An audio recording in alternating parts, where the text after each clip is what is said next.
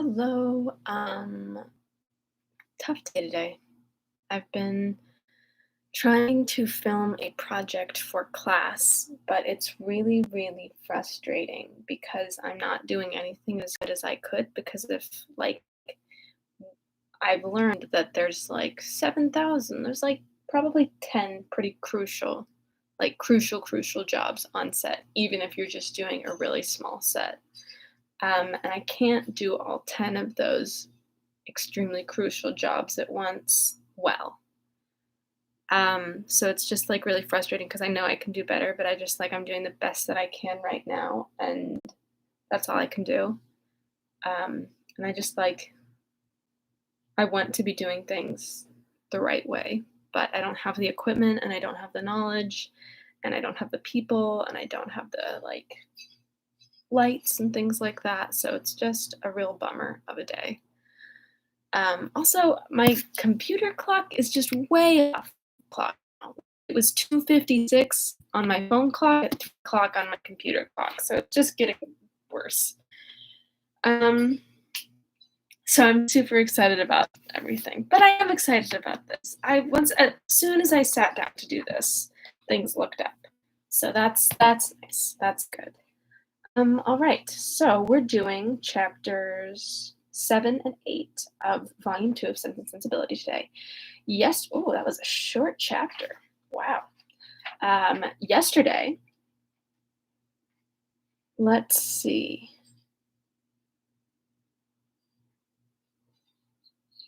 Oh, yes. Okay. So Eleanor and Colonel Brandon they just have a get together. Colonel Brandon's like, Eleanor, will you just tell me straight, if I should congratulate your sister on being engaged to Willoughby or not? And she's like, where did you hear that she's engaged to Willoughby? And he's like, everyone says that she's engaged to Willoughby. And Eleanor's like, I haven't heard it. Her family hasn't heard it, so I don't think so. And he's like, okay, well, I saw that they were writing to each other, so that's got to be a sign. And Eleanor's like, look, I don't know, man. I can't tell you no, but I also can't tell you yes. And he's like, okay, well, he's like, I wish all the happiness to your sister and to Willoughby that he may endeavor to deserve her, which is like, geez, that's really sweet and kind. And then Marianne freaked out because she found out that Willoughby had been invited to this party that she went to and he wasn't there. She was like, what the heck? And then they go to this big ball. They're sitting at this big ball. Eleanor's here, Marianne's there. Eleanor goes, oh my God, that's Willoughby. And Willoughby's over there. And she's like, oh my God, what do I do? And then Marianne's like, holy shit, that's Willoughby. And she's about to lose her cool and jump up and blow all Regency rules of gentility. But Eleanor's like, girl, don't move. Girl, stay put. And so everybody's freaking out. Eleanor's like, oh my God. She's holding on to Marianne. Marianne's like, what the hell is going on? And then Willoughby looks at them and Eleanor's like, and Marianne's like, and so he comes over and he's not looking at Marianne and they're just having this really weird conversation. And eventually Marianne's like, what's wrong? What happened? What's going on? And Eleanor's like, girl, you got to keep your shit together because the whole freaking ballroom's gonna lose its cool if you lose your cool. And Willoughby's like, yep, I'm fine. It's cool. Nice to see you guys. Bye. And everyone, and then Eleanor and Marianne are like, what? And so they're like, okay. Eleanor's like, okay, Marianne, we just have to sit here until he leaves. Just wait until he leaves. And then he leaves and they're like, okay, we're going to go home. And because we got to figure out what the hell went down between last we saw him and now because something changed. All right, let's do it. My light is gone. I don't know what I'm going to do. Maybe it's coming back. I need light to shoot. All right. All I need is the sun, and I can't even have that. It's fine. Okay. Chapter 7. Before the housemaid had lit their fire the next day, or the sun gained any power over a cold, gloomy morning in January, Marianne, only half-dressed, was kneeling against one of the window-seats. For the sake of all the little light she could command from it, that's me, and writing as fast as a continual flow of tears would permit her, also me earlier today. In this situation, Eleanor, roused from sleep by her agitation and sobs, first perceived her, and after observing her for a few moments with silent anxiety, said in a tone of the most considerate gentleness, "Marianne, may I ask?" "No, Eleanor," she replied. "Ask nothing. You will soon know all." The sort of desperate calmness with which this was said lasted no longer than while she spoke, and was immediately followed by a return of the same excessive affliction. It was some minutes before she could go on with her letter, and the frequent bursts of grief which still obliged her at intervals to withhold her pen were proof enough of her feeling how more than probable it was that she was writing for the last time to Willoughby. Eleanor paid her every quiet and unobtrusive attention in her power, and she would have tried to soothe and tranquilize her still more, had not Marianne entreated her with all the eagerness of the most nervous irritability not to speak to her for the world. Marianne's like, "Unless there is a fire or you cut off a finger, I don't want to hear about it." In such circumstances, it was better for both that they should not be long together, and the restless state of Marianne's mind not only prevented her from remaining in the room a moment after she was dressed, but requiring at once solitude and continual change of place, made her wander about the house till breakfast time, avoiding the sight of everybody. At breakfast she neither ate nor attempted to eat anything, and Eleanor's attention was then all employed, not in urging her, not in pitying her, not in appearing to regard her, but in endeavoring to engage Mrs. Jennings' notice entirely to herself. As this was a favorite meal, not the favorite meal, there's only 3 of them, but it's only a favorite meal, with Mrs. Jennings, it lasted a considerable time, and they were just setting themselves after it round the common working table, when a letter was delivered to Marianne, which she eagerly caught from the servant, and, turning of a death-like paleness, instantly ran out of the room. Eleanor, who saw as plainly by this as if she had seen the direction that it must come from Willoughby, felt immediately such a sickness at heart as made her hardly able to hold up her head, and sat in such a general tremor as made her fear it impossible to escape Mrs. Jennings' notice. That good lady, however, saw only that Marianne had received a letter from Willoughby, which appeared to her a very good joke, and which she treated accordingly, by hoping, with a laugh, that she would find it to her liking. Of Eleanor's distress, she was too busily employed in measuring links of worsted for her rug to see anything at all, and calmly continuing her talk, as soon as Marianne disappeared, she said, "Upon my word, I never saw a young woman so desperately in love in my life. My girls were nothing to her, and yet they used to be foolish enough. But as for Miss Marianne, she is quite an altered creature.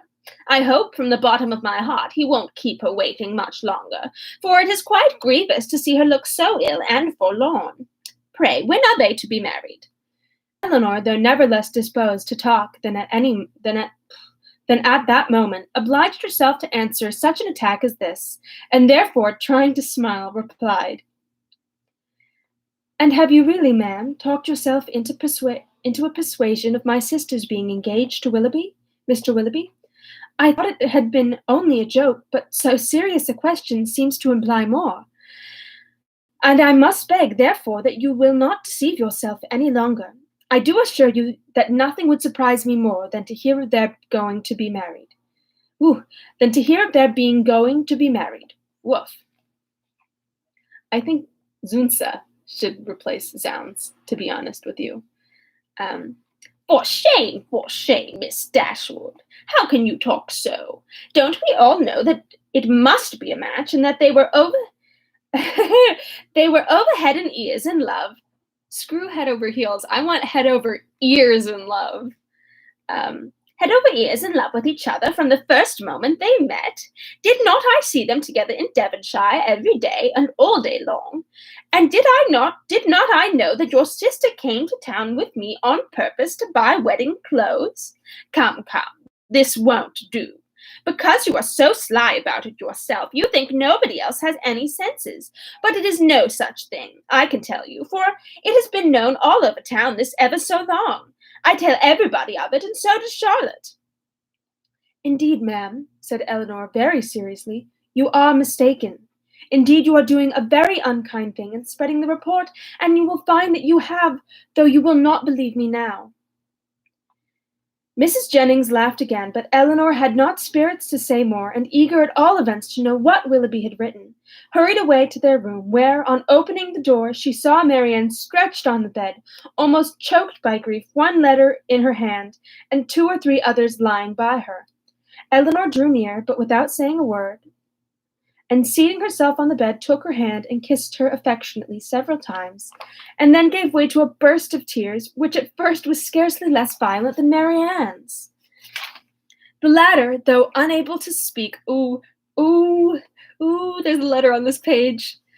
The latter, though unable to speak, seemed to feel all the tenderness of this behavior, and after some time thus spent in joint affliction, she put all the letters into Eleanor's hands, and then, covering her face with her handkerchief, almost screamed with agony.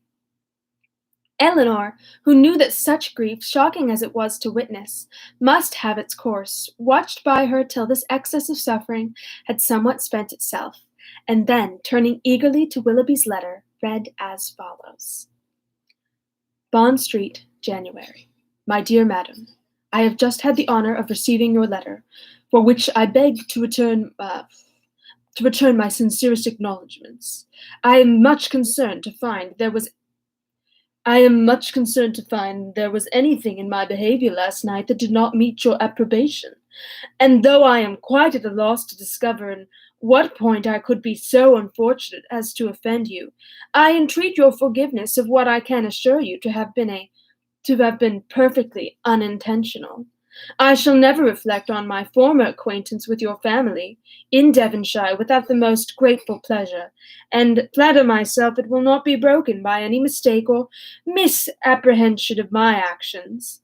My esteem for your whole family is very sincere, but if I have been so unfortunate as to give rise to a belief of more than I felt or meant to express, I shall reproach myself for not having been more guarded in my professions of that esteem.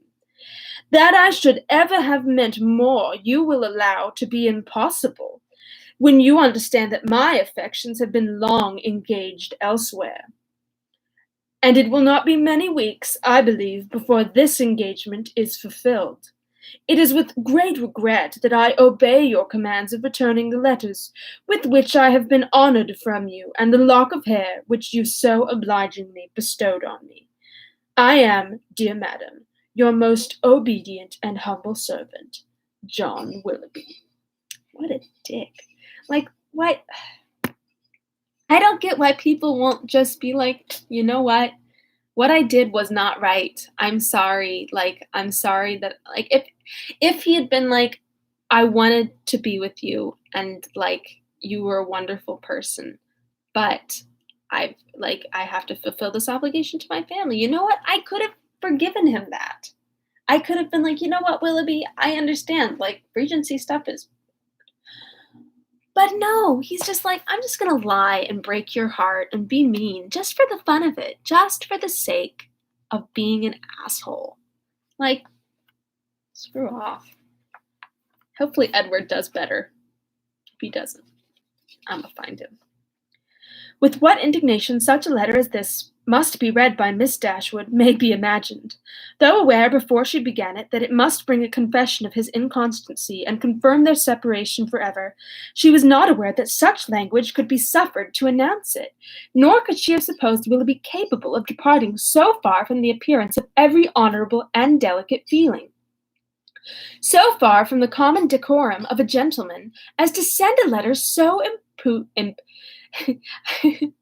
it's not spelled imprudently, it's spelled impudently. I don't know. So impudently cruel, a letter which, instead of bringing with his desire of a release of any professions of regret, acknowledged no breach of faith, denied all peculiar affection whatever. a letter of which line was an insult, and which proclaimed its writer to be deep in hardened villainy. Wow, I love how I just did a little rant and then Jane Austen just like fucking beat me down with a much, much better version. Sorry.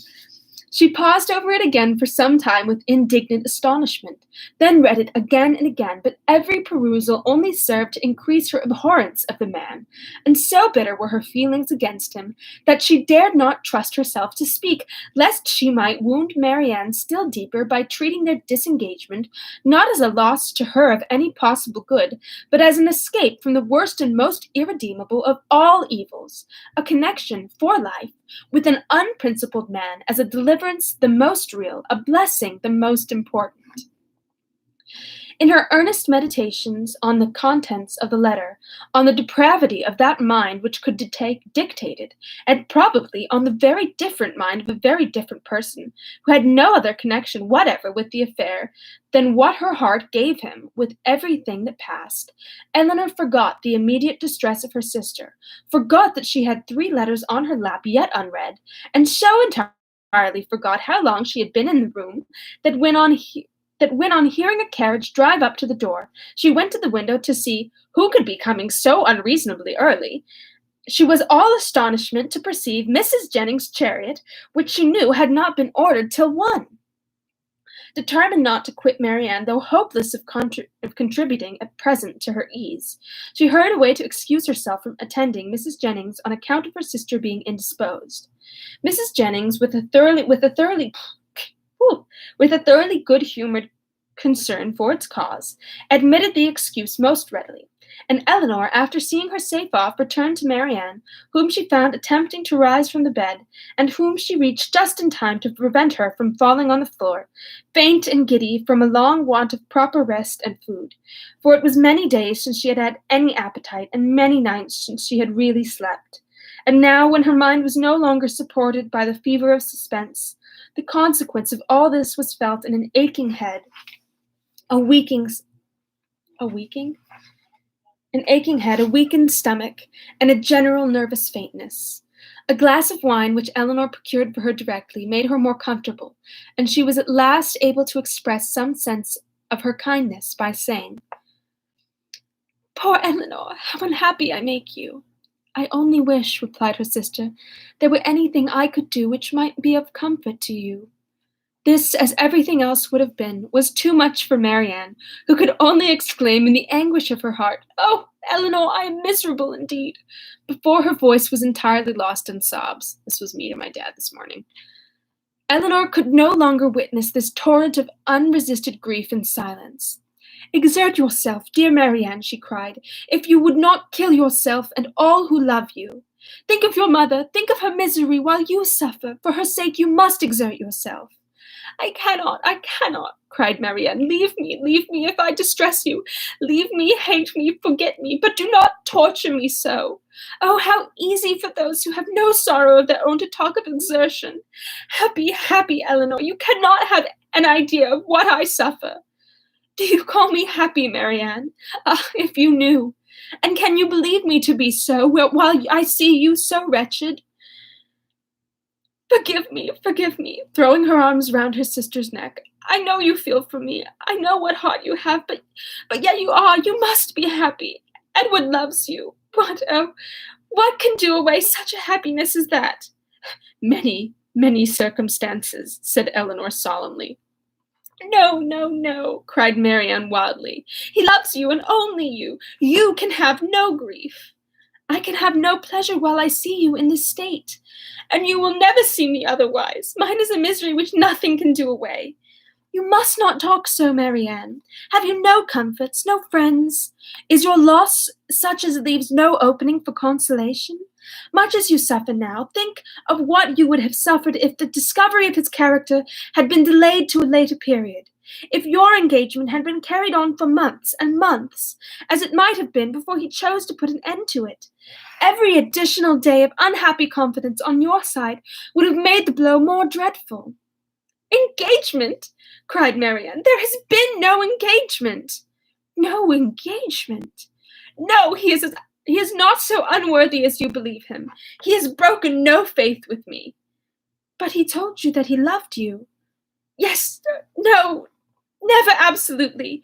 It was every day implied, but never professedly declared. Sometimes I thought it had been, but it never was. Yet you wrote to him? Yes. Could that be wrong after all that passed? But I cannot talk. Elinor said no more, and turning again to the three letters, which now raised a much stronger curiosity than before, directly ran over the contents of all. The first, which was what her sister had sent him on their arrival in town, was to this effect: Berkeley Street, January. How surprised will you be, Willoughby, on receiving this? I think you will feel something more than surprise when you know that I am in town. An opportunity of coming hither, though with Mrs. Jennings, was a temptation we could not resist. I wish you may receive this in time to come here tonight, but I will not depend on it. At any rate, I shall expect you tomorrow. For the present, adieu. M.D.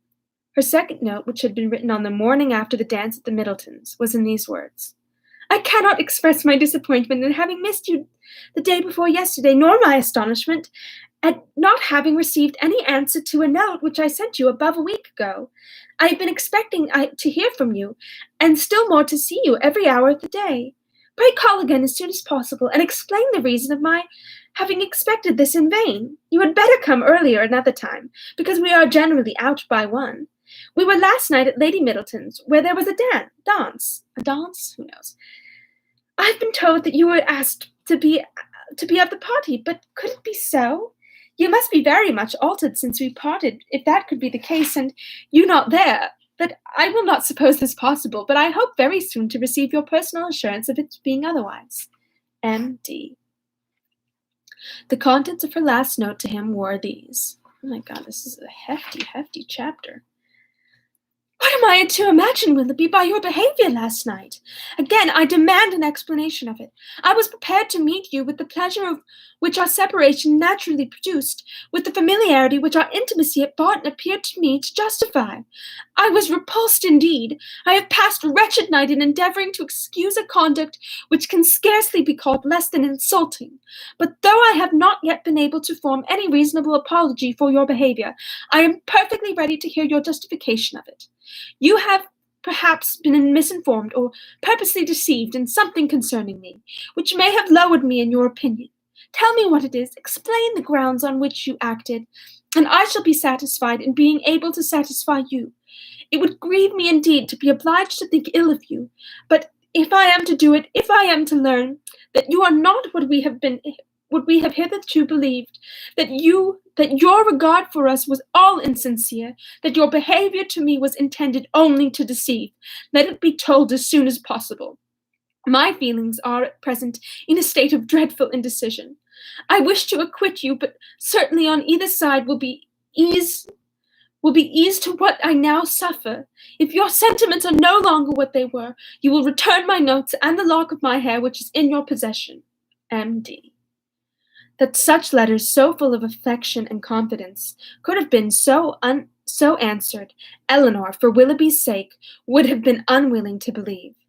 But her condemnation of him did not blind her to the impropriety of their having been written at all, and she was silently grieving over the imprudence which had hazarded such unsolicited proofs of tenderness not warranted by anything preceding, and most severely condemned by the event, which Marianne, perceiving that she had finished the letters, observed to her that they contained nothing but what any one would have written in the same situation. Excuse me. I felt myself, she added, to be as solemnly engaged to him as if the strictest legal covenant had bound us to each other. I can believe it, said Elinor, but unfortunately he did not feel the same. Damn, you could sugarcoat it a little better. He did feel the same, Elinor. For weeks and weeks he felt it. I know he did. Whatever may have changed in him now, and nothing but the blackest art employed against me can have done it. I was once as dear to him as my own soul could wish.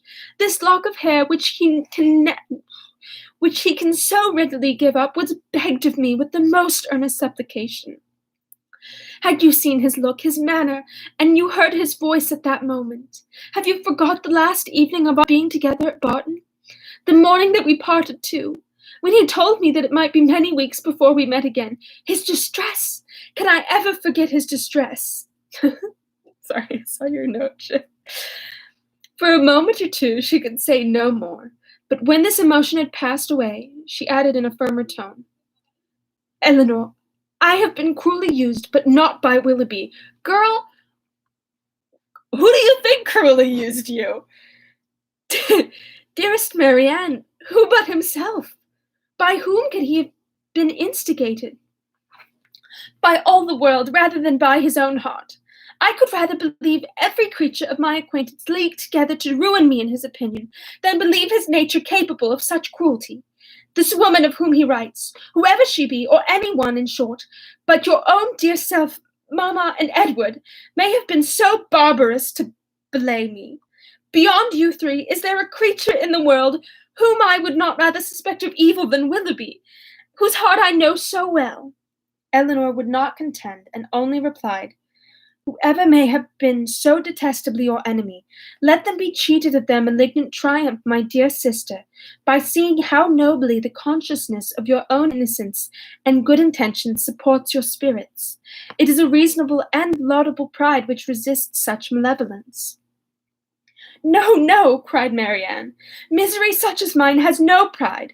I care not who knows that I am wretched. The triumph of seeing me so may be open to all the world.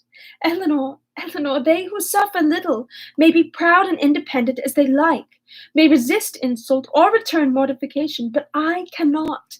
I must feel. I must be wretched. And they are welcome to enjoy the consciousness of it that can. But for my mother's sake and mine, this chapter is wrecking me. I would do more than for my own, but to appear happy when I am so miserable. Oh, who can require it? Again they were both silent. Eleanor was employed in walking thoughtfully from the fire to the window, from the window to the fire, without knowing that she received warmth from one, or discerning objects through the other, and Marianne, seated at the foot of the bed, with her head leaning against one of the posts, again took up Willoughby's letter, and after shuddering over every sentence, exclaimed, It is too much! Oh, Willoughby, Willoughby, could this be yours? Cruel, cruel, nothing can acquit you. Eleanor, nothing can. Whatever he might have heard against me, ought he not to have suspended his belief? Ought he not to have told me of it, to have given me the power of clearing myself? The lock of hair, repeating it from the letter, which you so obligingly bestowed on me. That is unpardonable. Willoughby, where was your heart when you wrote those words? Oh, barbarously insolent. Eleanor, can he be justified? No, Marianne, in no possible way. And yet this woman, who knows what her art may have been, how long it may have been premeditated, how deeply contrived by her. Who is she? Who can she be? Whom did I ever hear him talk of as young and attractive among his female acquaintances? Oh, no one, no one. He talked to me only of myself. Another pause ensued. Marianne was greatly agitated, and it ended thus. Eleanor, I must go home. I must go and comfort mamma. Cannot we be gone tomorrow? Tomorrow, Marianne? Yes, why should I stay here? I came only for Willoughby's sake, and now who cares for me? Who regards me? It would be impossible to go tomorrow. We owe Mrs. Jennings a much more than civility. A civility of the commonest kind must prevent such a hasty removal as that. Well, then, another day or two perhaps, but I cannot stay here long. I cannot endure the questions and remarks of all these people, the Middletons and Palmers. Oh, how am I to bear their pity? The pity of such a woman as Lady Middleton. Oh, what would he say to that? Eleanor advised her to lie down again, and for a moment she did so, but no attitude could give her ease, and in restless pain of mind and body, she moved from one posture to another, till growing more and more hysterical, her sister could with difficulty keep her on the bed at all, and for some time was fearful of being constrained to call for assistance. Some lavender drops, however, which she was at length persuaded to take, were of use, and from that time till Mrs. Jennings returned, she continued on the bed, quiet and motionless. Oh, baby girl. It's important to me. Oh, God. to keep up this 2-chapter-a-day ordeal.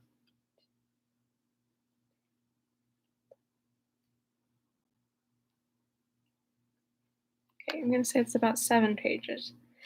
But, okay, this one's only 4. I'll just do it. I'll do it. Okay. It would help if I took my hair down because it's squeezing my head. Maybe if I ate some sushi, but I'm going to do it. It's going to be great.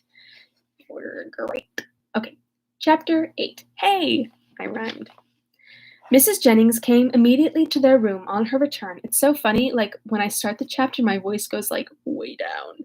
It's nice. And without waiting to have her request of admittance answered, opened the door and walked in with a look of real concern. "How do you do, my dear?" she said in a voice of great compassion to Marianne, who turned away her face without attempting to answer. "How is she, Miss Dashwood? Poor thing, she looks very bad. No wonder." "Ay, it is but too true. He is to be married very soon, a good-for-nothing fellow. I have no patience with him. Mrs. Taylor told me of it half an hour ago, and she was told it by a particular friend of Miss Grey herself, else I am sure I should have not believed it, and I was almost ready to sink as it was. Well, said I, all I can say is that if it is true, he has used a young lady of my acquaintance abominably ill, and I wish with all my soul his wife may plague his heart out. And so I shall always say, my dear, you may depend on it. I have no notion of men's going on in this way, and if I ever meet him again, I will give him such a dressing as he has not had this many a day. But there is one comfort, my dear Miss Marianne. He is not the only young man in the world worth having, and with your pretty face you will never want admirers. Well, poor thing, I won't disturb her any longer, for she had better have her cry out at once, and have done with it. The Perrys and Sandersons, luckily, are coming tonight, you know, and that will amuse her." Miss Jennings is ready to throw hands, and we support her. She then went away, walking on tiptoe out of the room, as if she supposed her young friend's affliction could be increased by noise. Marianne, to the surprise of her sister, determined on dining with them. Elinor even advised her against it. But no, she would go down, she could bear it very well, and the bustle about her would be less. Elinor, pleased to have her governed for a moment by such a motive, though believing it hardly possible that she could sit out the dinner, said no more, and adjusting her dress for her as well as she could, while Marianne still remained on the bed, was ready to assist her into the dining room as soon as they were summoned to it. When there, though looking most wretchedly, she ate more and was calmer than her sister had expected. Had she tried to speak, or had she been conscious of half Mrs. Jennings' well-meant but ill-judged attentions to her, this calmness could not have been maintained, but not a syllable escaped her lips, and the abstraction of her thoughts preserved her in ignorance of everything that was passing before her. Elinor, who did justice to Mrs. Jennings' kindness, though its effusions were often distressing and sometimes almost ridiculous, made her those acknowledgments, and returned her those civilities which her sister could not make or return for herself. Their good friend saw that Marianne was unhappy, and felt that everything was due to her which might make her at all less so.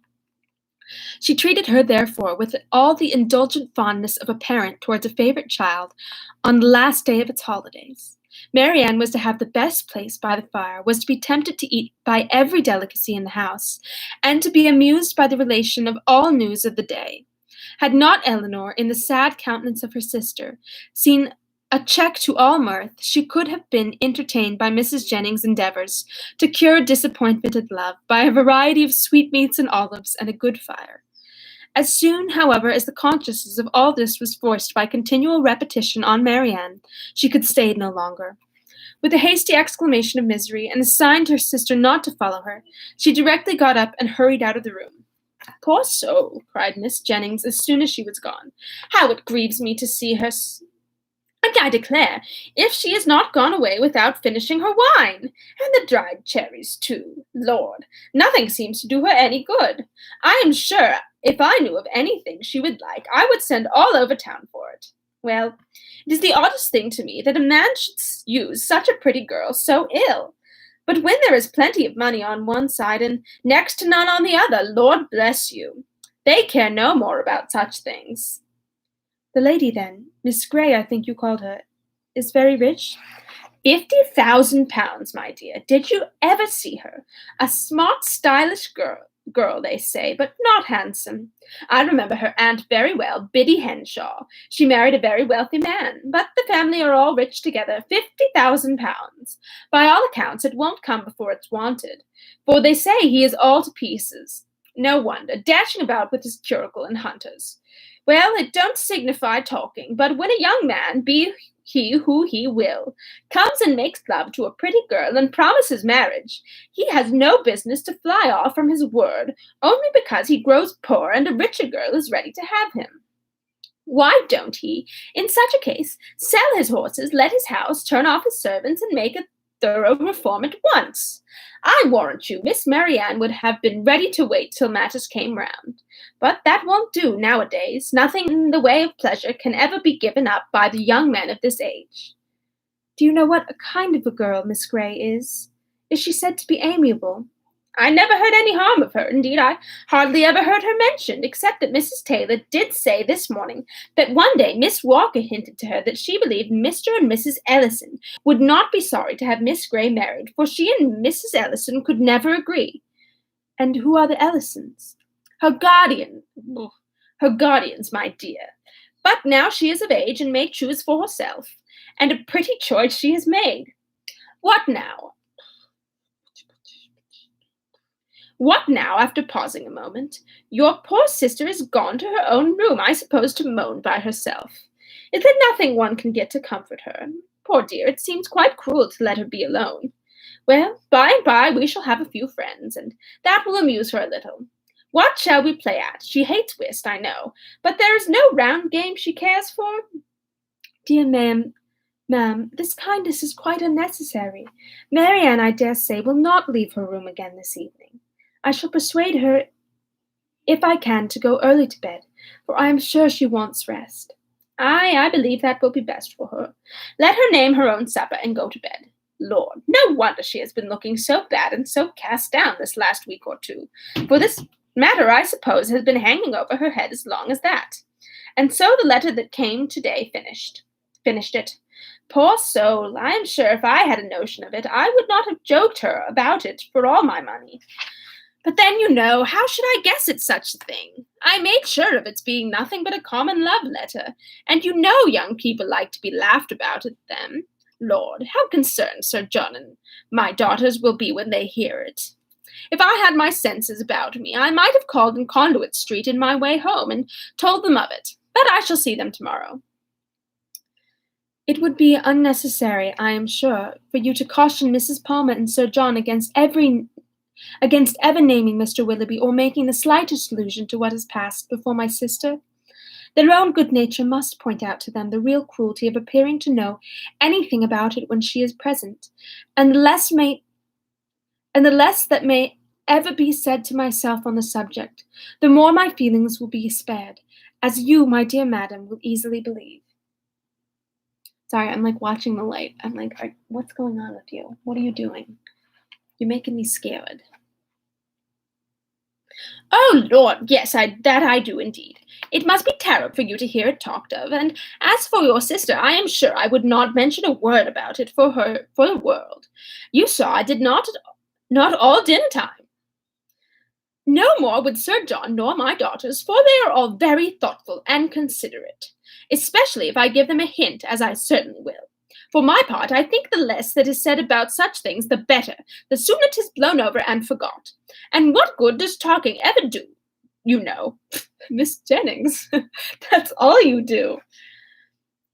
In this affair, it can only do harm, more so perhaps than in many cases of a similar kind, for it has been attended by circumstances which, for the sake of everyone concerned in it, make it unfit to become the public conversation. I must do this justice to Mr. Willoughby. He has broken no positive engagement with my sister. Law, my dear, don't pretend to defend him. No positive engagement, indeed. After taking her all over Allenham House and fixing on the very rooms they were to live in hereafter. Eleanor, for her sister's sake, could not press the subject farther, and she hoped it was not required of her for Willoughby's. for Willoughby, since though Marianne might lose much, he could gain very little by the enforcement of the real truth. After a short silence on both sides, Mrs. Jennings, with her natural hilarity, burst forth again. Well, my dear, 'tis a true saying about an ill wind, for it will be all the better for Colonel Brandon. He will have her at last. Ay, that he will. Mind me now, if they aren't married by midsummer. Lord, how he'll chuckle over this news. I hope he will come tonight. It will be all to one a better match for your sister. 2,000 a year without debt or drawback, except the little love child, except for his daughter. Indeed, I forgot her, but she may be pretenced out at small cost, and then what does it signify? Delaford is a nice place, I can tell you. Exactly what I call nice old-fashioned place, full of comforts and conveniences, quite shut in with great garden walls that are covered with the best fruit trees in the country, and such a mulberry tree in one corner. Lord, how Charlotte and I did stuff the only time we were there. Then there is a dovecote, some delightful stew ponds, and a very pretty canal, and everything, in short, that one could wish for. And, moreover, it is close to the church and only a quarter of a mile from the turnpike road, so 'tis never dull. For if you only go and sit up in an old yew arbor behind the house, you may see all the carriages that pass along. Oh, 'tis a nice place, a butcher hard in by the village, and the parsonage house within a stone's throw. To my fancy, 1,000 times prettier than Barton Park, where they are forced to send 3 miles for their meat, and have not a neighbor nearer than your mother. Well, I shall sprint up the Colonel as soon as I can. One shoulder of mutton, you know, drives another down. If we can but put Willoughby out of her head. Ay, if we can do but that, ma'am, said Eleanor, we shall do very well with or without Colonel Brandon.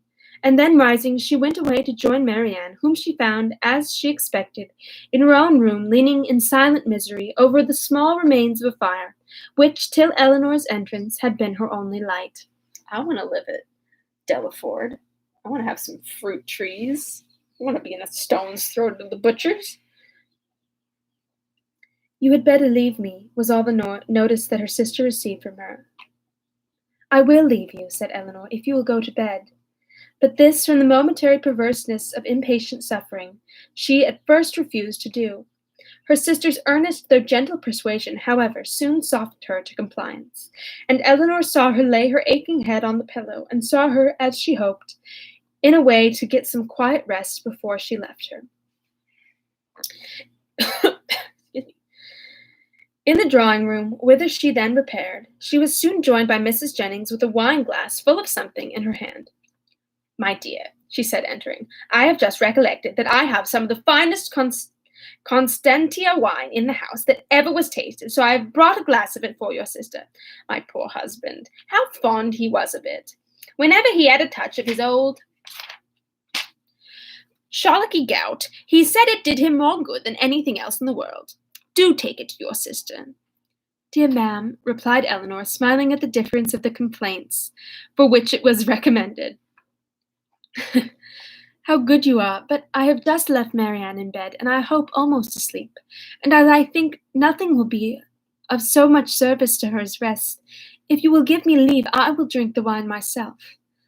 Mrs. Jennings, though regretting that she had not been 5 minutes earlier, was satisfied with the compromise, and Eleanor, as she swallowed the chief of it, reflected that, though its good effects on a colicky gout were, at present, of little importance to her, its healing powers on a disappointed heart might be as reasonably tried on herself as on her sister. Eleanor's like, I'm gonna knock this bad boy back. Oh no, I think everyone's an alcoholic. No, probably not. They seem like they know how to handle their wine. Colonel Brandon came in. Colonel Brandon was like, oh my God! Colonel Brandon, cool your jets.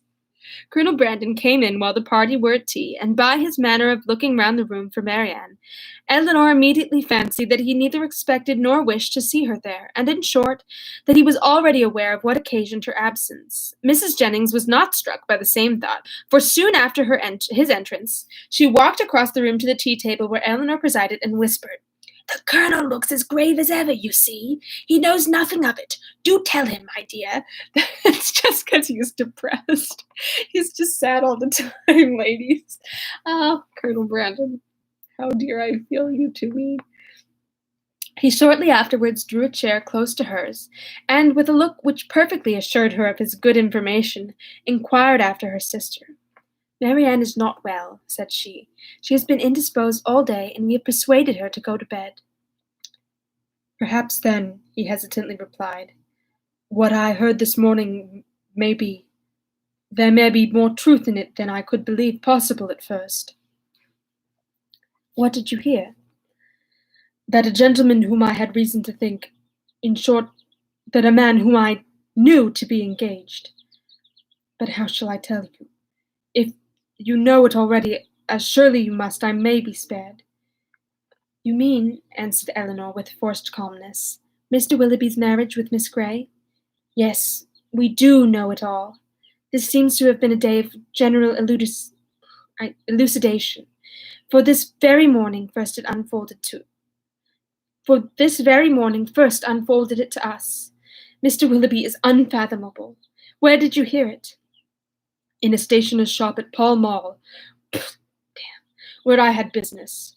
Two ladies were waiting for their carriage, and one of them was giving the other an account of the intended match, in a voice so little attempting concealment that it was impossible for me not to hear it all. The name of Willoughby, John Willoughby, frequently repeated, first caught my attention, and what followed was a positive assertion that everything was now finally settled respecting his marriage with Miss Grey. It was no longer to be a secret. It would take place even within a few weeks, with many particulars of preparation and other matters. One thing especially I remember because it served to identify the man still more. As soon as the ceremony was over, they were to go to Magna, his seat in Somersetshire. My astonishment! But it would be impossible to describe what I felt. The communicative lady, I learnt on inquiry, for I stayed in the shop till they were gone, was Mrs. Ellison, and that, as I have been since informed, is the name of Miss Grey's guardian." "It is. But have you likewise heard that Miss Grey has £50,000? In that, if anything, we may find an explanation." "It may be so. But Willoughby is capable. At least I think." He stopped a moment, then added in a voice which seemed to distrust itself, And your sister, how did she? Her sufferings have been very severe. I have only to hope that they may be proportionately short. It is a most cruel affliction. Till yesterday, I believe, she never doubted his regard, and even now, perhaps. But I am almost convinced that he never was really attached to her. He has been very deceitful, and in some points there seems a hardness of heart about him." "Ah," said Colonel Brandon, "there is indeed. But your sister does not— I think she said so. She does not consider it quite as you do? You know her disposition, and may believe how eagerly she would still justify him if she could." He made no answer, and soon afterwards, by the removal of tea things and the arrangement of the card parties, the subject was necessarily dropped. Mrs. Jennings, who had watched them with pleasure while they were talking, and who expected to see the effect of Miss Dashwood's communication in such an instantaneous gaiety on Colonel Brandon's side as might have become a man in the bloom of youth, of hope and happiness, saw him, with amazement, remain the whole evening more serious and thoughtful than usual. Oh, to have a serious and thoughtful lad. I know many a serious and thoughtful lad. I just can't talk to them. All right, that's enough talk of serious and thoughtful lads until one. Me. Okay, doke. I'll see. Oh my God, long reading today. Whew, no wonder I'm feeling dizzy. Okay, I'm gonna go eat some sushi and drink some tea, and I'll see you guys tomorrow. Tomorrow is Sunday, so I will be in at 3. I'm gonna make baguettes tonight. Oh, my back. All right, see you guys soon. Bye.